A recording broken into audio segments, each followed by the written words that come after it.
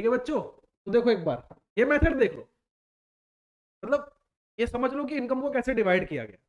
देखो मैंने last class में जब आपको समझाया था कि एक्सपेंडिचर मेथड कैसे डील करता है। एक्सपेंडिचर मेथड में हम ये अंदाजा लगाते हैं, एक एस्टिमेशन लगाते हैं कि किसी पर्सन का कितना एक्सपेंडिचर है, और उसका एक्सपेंडिचर उसकी इनकम का पार्ट होगा, that is the part of the expenditure. तो अब जरा समझना शुरू करो मेरी बात। हमने अब इनकम को काउंट करना है। इनकम को कैसे काउंट कर सकते हैं? अगर मैं किसी डायरेक्टली पर्सन से जाकर पूछूंगा कि भाई अपनी इनकम बताओ, वो नहीं बताएगा। तो मैंने इनकम को कुछ पार्ट में डिवाइड कर दिया। वो क्या है? एक है कंपनसेशन ऑफ एम्प्लॉय, दूसरा है ऑपरेटिंग सरप्लस, और तीसरा है मिक्स्ड इनकम।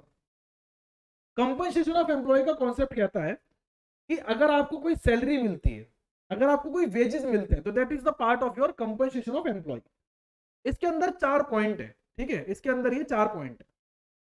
अब बोल, इन चारों पॉइंट्स को पहले हम समझते हैं, फिर आगे बात करते हैं। देखो, सबसे पहले मैं कंपनसेशन ऑफ एम्प्लॉय को ही एक्सप्लेन करता हूं। कंपनसेशन ऑफ एम्प्लॉय को एक्सप्लेन करके मैं तुम्हें समझाना चाहता हूं कि इसके 4 पार्ट क्या है। समझना ध्यान से। सबसे पहला है wages and salaries in cash. आपको कुछ सैलरी और वेजेस आपको कैश में मिल जाती है, आपका बैंक ट्रांसफर हो जाता है। Wages and salaries in kind. अब ये काइंड का कॉन्सेप्ट क्या है, जरा इसको समझो। मान लीजिए कि मेरी इनकम थी 50,000।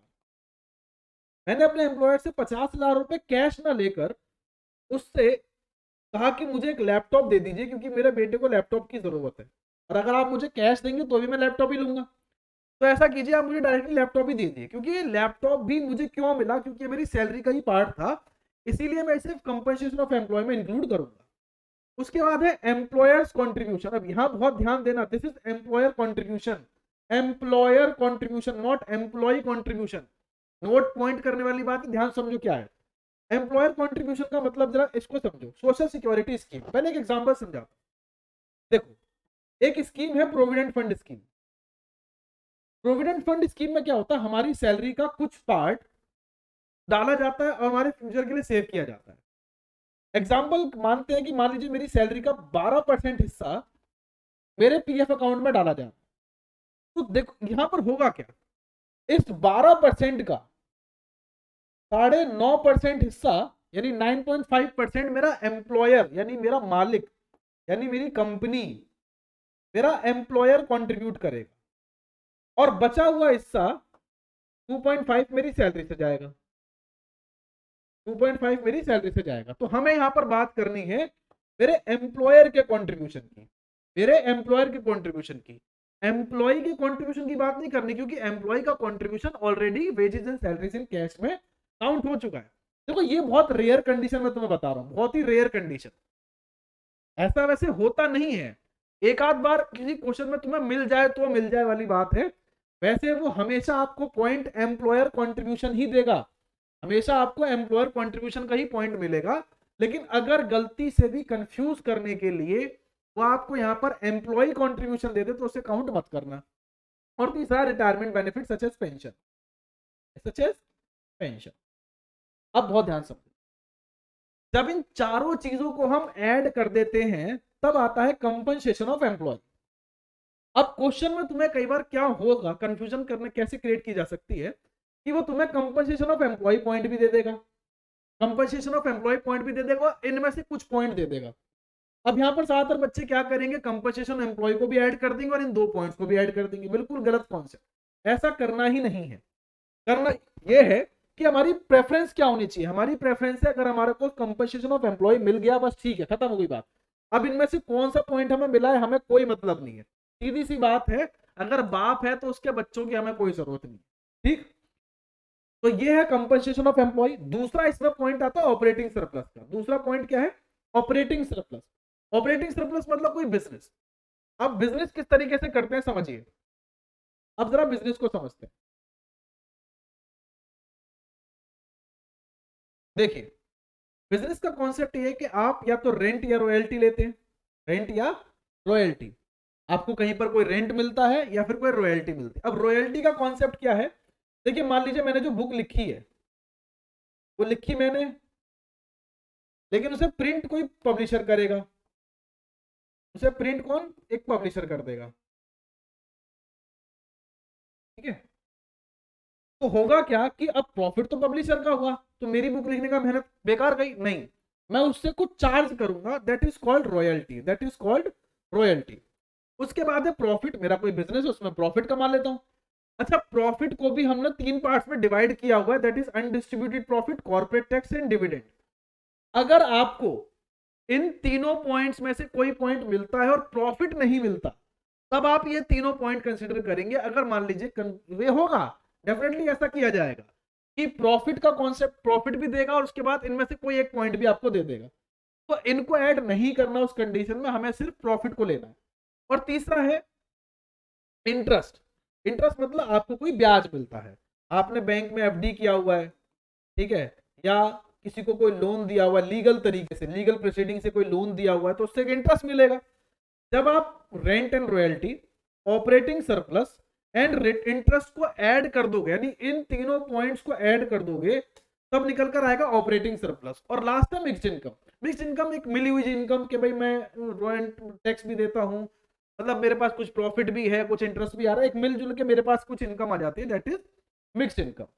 जब हम इन तीनों को ऐड कर देते हैं, किस किस को, compensation of employee plus operating surplus plus mixed income, जब हम इन सबको ऐड कर देते हैं तो फाइनली हमारे पास निकल कर आता है एनडीपीएफसी। एनडीपीएफसी, एनडीपीएफसी का मतलब net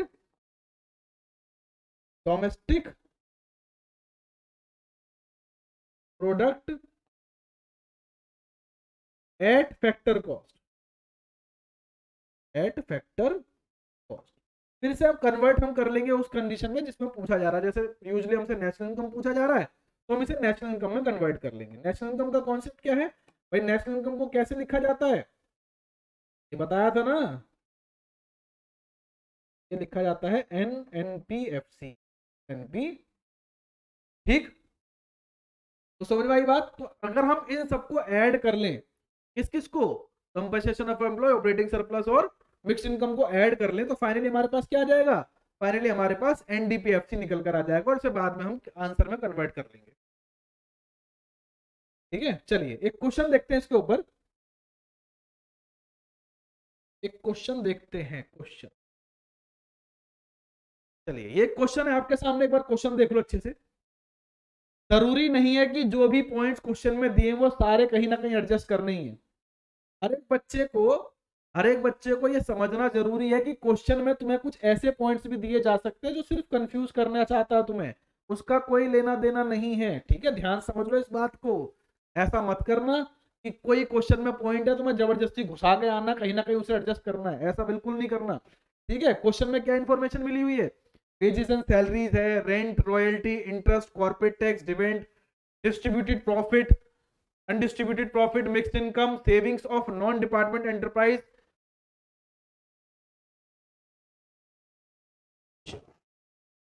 savings of non department enterprise and income from property and entrepreneurship. ठीक है भाई, ये हमारे लिए कंपेंसेशन की तरह ट्रीट करेंगे। ताकि ये मेरा कोई बिजनेस नहीं है या फिर मेरी कोई सैलरी नहीं है, लेकिन इसे हम कंपेंसेशन की तरह ट्रीट करते हैं।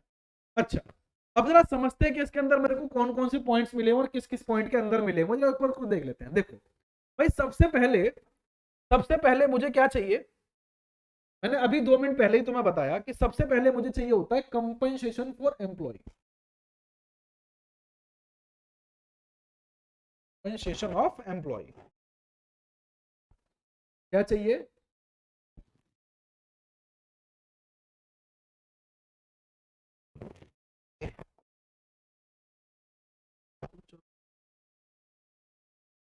हाँ,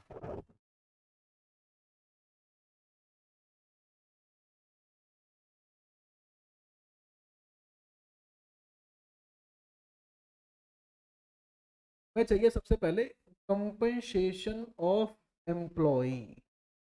क्या दिया हुआ है?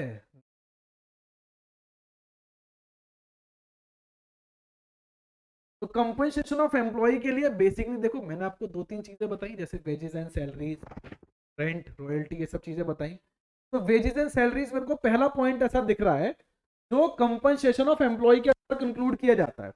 तो इसके लिए मैं क्या निकाल लू, wages and salaries, wages and salaries, और भी कुछ है क्या, wages and salary, rent, royalty, interest, profit, dividend नहीं है, चलिए कोई बात नहीं। तो वेजेस एंड सैलरी यानी 32,100, यही क्या हो गया, कंपनसेशन टू एम्प्लॉय हो गया, यही क्या हो गया, कंपनसेशन टू एम्प्लॉय हो गया। इसमें मुझे ऐड करना है ऑपरेटिंग प्रॉफिट,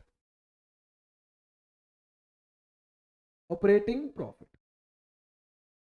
ऑपरेटिंग प्रॉफिट कैसे निकलता है, ऑपरेटिंग प्रॉफिट के लिए रेंट, रॉयल्टी, इंटरेस्ट, प्रॉफिट नहीं है, देखो रेंट है, रॉयल्टी है, इंटरेस्ट है, प्रॉफिट है नहीं है, लेकिन प्रॉफिट के पार्ट हैं कॉर्पोरेट टैक्स, डिविडेंड और अनडिस्ट्रीब्यूटेड प्रॉफिट।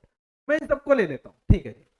तो मैंने लिखा rent, royalty, interest and profit, and profit.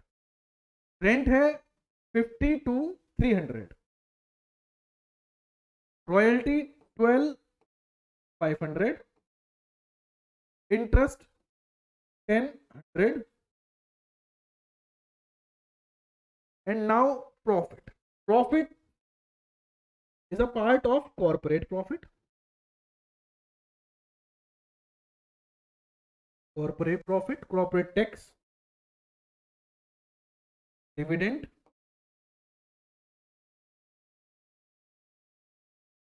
and undistributed profit,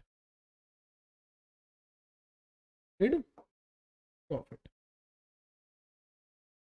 Let's see, corporate tax is 50